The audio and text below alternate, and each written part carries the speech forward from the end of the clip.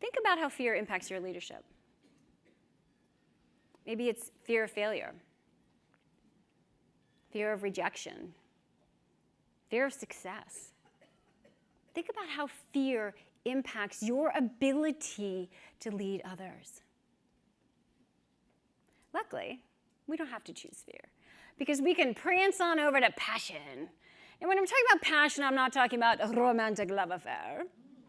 I'm talking about positive energy. I'm talking about excitement. I'm talking about focusing on what's right and what you want to create. When you are in a state of passion, you have this positive energy that not only you can enjoy, but people around you can enjoy, right? I'm sure you know people have that positive energy. You're like, I just want more of that.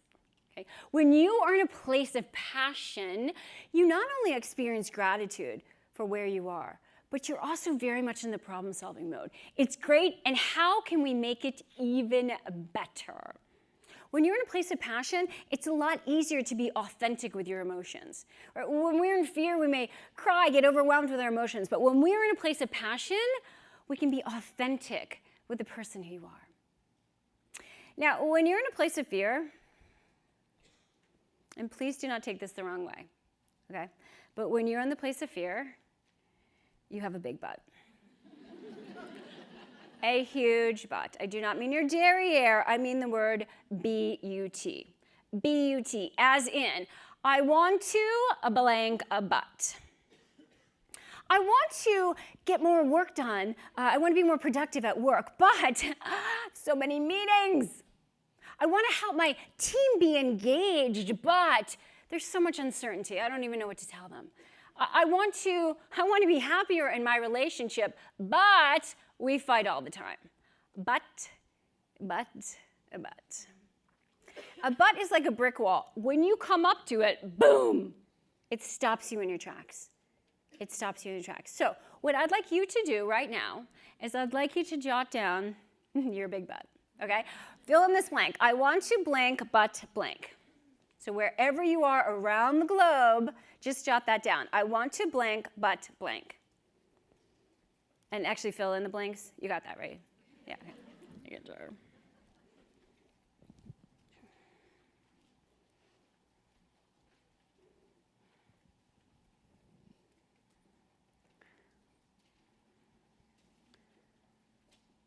Some of you are like filling out a whole page. Okay, you have a big butt, that's fine. Just one. So a big butt makes me think of this video.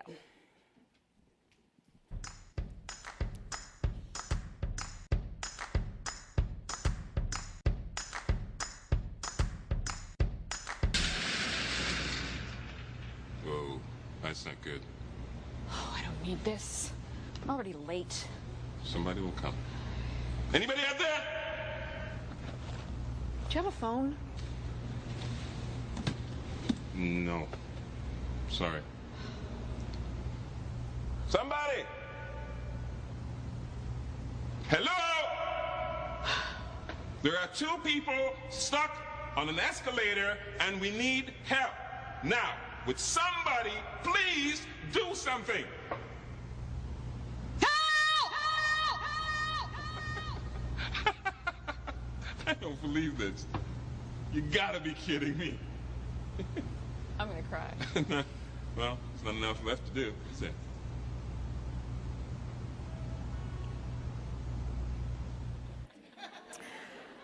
I want to get to the top, but the escalator stopped. Now, it's always easier to solve other people's problems, isn't it? The key to moving from fear to passion is to just get rid of your butt and to replace it with the word and. That's really all you have to do. When we have an and, it makes us go into problem solving. So I want to be productive at work, and I've got a ton of meetings somehow that are appearing in my schedule. So what can I do? Well, let's see. Maybe I could come to work a little bit early and be productive before the meetings. Or maybe we could really instill a policy where we're more effective and efficient during meetings. See? You start to get into that problem-solving mode. I want to help my team be more engaged, and there's so much uncertainty. So what can I do? Well, you know what? With uncertainty comes stress, so maybe I can help them kind of deal with their stress and get them out of that red zone so that they can be more effective. So what I'd like you to do now is I'd like to rewrite your big but statement and change it to an and. I want to blank and. And then I want you to come up with a couple different ideas, a couple different problem-solving tactics that you could use now that you've kicked your butt, and you have an and. So just jot down one or two things.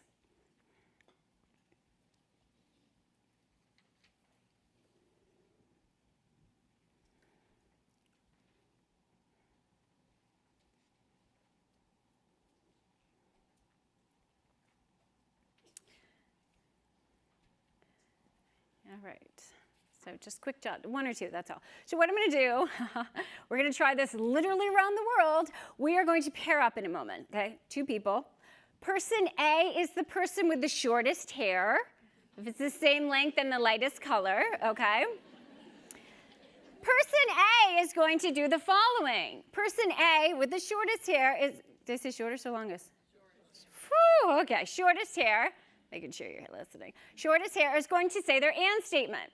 I want to be happier in my relationship and we fight all the time.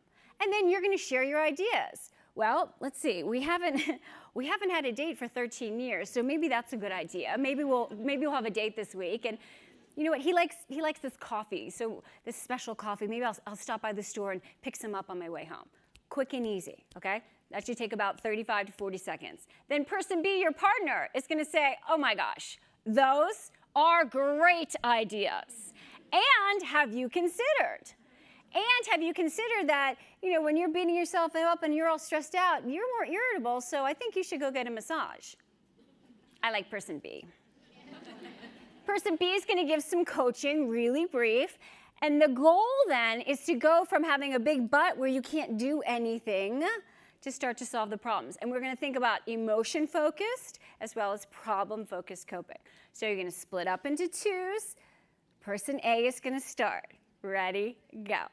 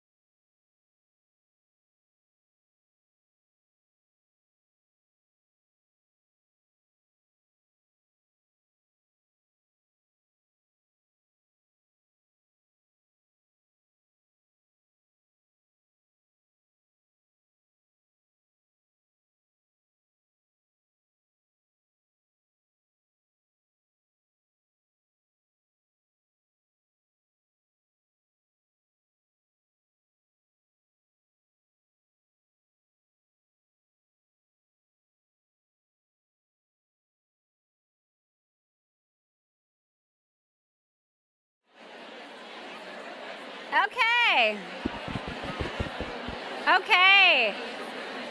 We're going to come on back now. One of the hardest things to do, right, is to stop a bunch of women talking. That's awesome. So we're going to come back now. If you can see me, raise your hand and close your mouth. Awesome. If you can hear me, raise your hand and close your mouth. Awesome. Okay, so good energy. All right, now we're going to switch. We're going to make sure everyone has a turn. So now person B is going to share her and statement. Here are some ideas they came up with. And person A is going to say, ho, those are great ideas. And have you considered? Go.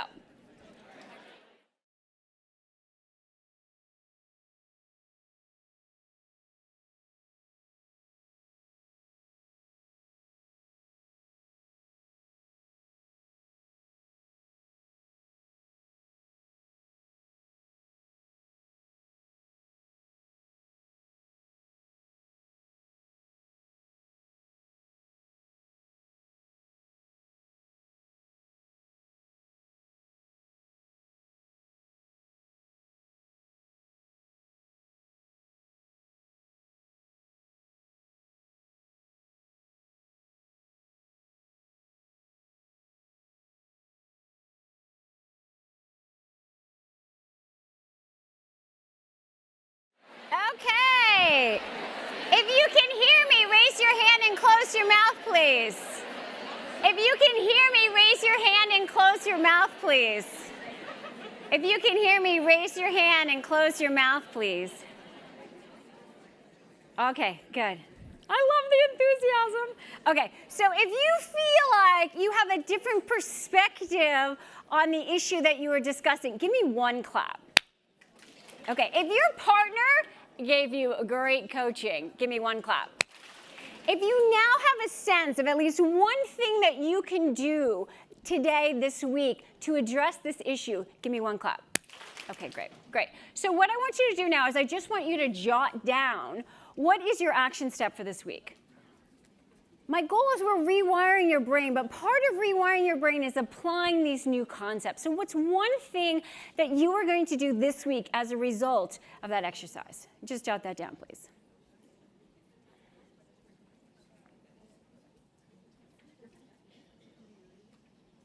Cool. Okay. Moving on to strategy number 3, the key foundation that most leaders are missing.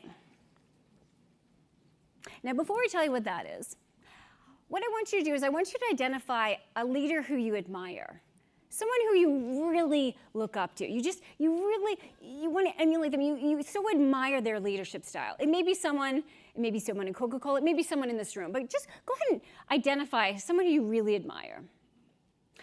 And then I want you to identify a leader whose leadership you don't really admire. They're kind of a great example of how you don't want to be, okay? And if she's sitting next to you, please do not say her name out loud. I'm kidding, of course she's not here. So I would contend that the key difference between these two leaders is what we call unconditional self-worth. Unconditional self-worth. Now, before I tell you what that is, let me tell you what its opposite is, conditional self-worth. Conditional self-worth means I believe in myself if. I believe in myself if people agree with me. Or I believe in myself if I look a certain way. Or I have a certain status. Okay? I believe in myself if. And the reason why this is so important is because how you view yourself and your self-worth impacts every single interaction that you have in this world. It's all about how you view yourself, because what happens up here is exactly what goes on out there. So people with conditional self-worth, they criticize others. These are the bullies and the gossipers. They put other people down to feel better about themselves. But they're also on the other end of the spectrum. They're the people pleasers. Right? I have to have everyone around me be happy so I can feel good about myself. People with conditional self-worth operate from a win-lose. If I win, then you lose. And if you win, then I lose. So they view other people's victories and wins as saying that they aren't good enough. Okay? People with conditional self-worth personalize. Oh, they personalize feedback. And they're very aggressive. They want to be the right one, and they're going to tell you why you're the wrong one. Or they're passive. They don't say anything because they don't want to hurt anyone's feelings. Or they are the very ugly child of those two, passive-aggressive. No, it's fine. It's fine. It's fine, really. We all know people with conditional self-worth, don't we? But luckily, you don't have to have conditional self-worth because our goal is unconditional self-worth. Unconditional self-worth means you believe in yourself regardless.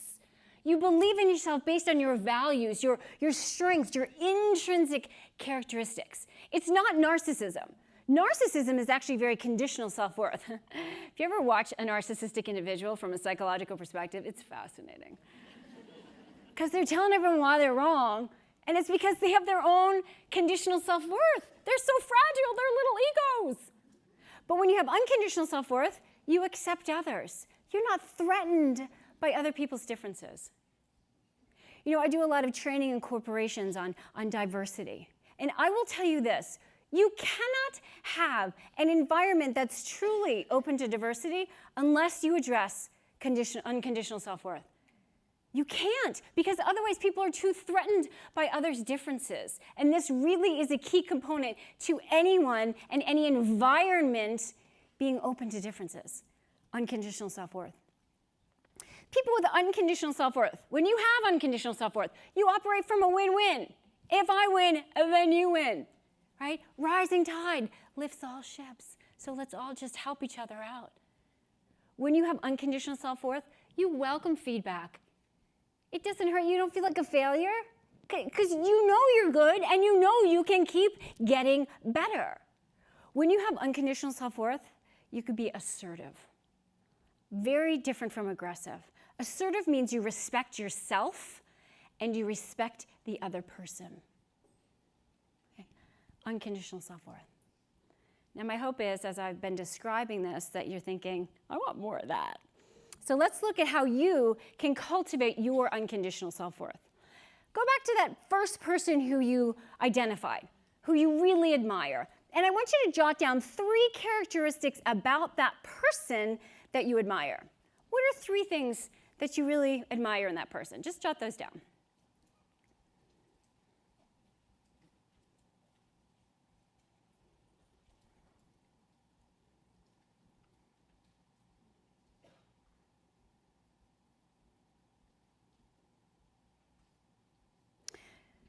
It could be integrity, it could be sense of humor, balance, pink shoes. I mean, I'm just, Now, those 3 things that you wrote down that you admire in someone else are also 3 characteristics that you admire in yourself. And they're already in you. Because whatever happens here goes on out here. So those are 3 characteristics in yourself that are already there, that when you apply them, help you cultivate your unconditional self-worth. So now, I want you to pick one of them. Anyone. The perfectionists in here are like, I don't know which one, just one. Come to my afternoon session, we'll talk about that. Pick one, and then figure out what is one thing that you could do this week to apply that value. So if it's, if it's integrity, maybe it's, pick up the phone and saying, you know what, I told you I'd have that to you by 2. I'm not going to have it to you by 5. I will get it to you. I'm owning this. If it's sense of humor, maybe it's having lunch with a funny colleague, right? If it's balance, maybe it's having a date with your kid.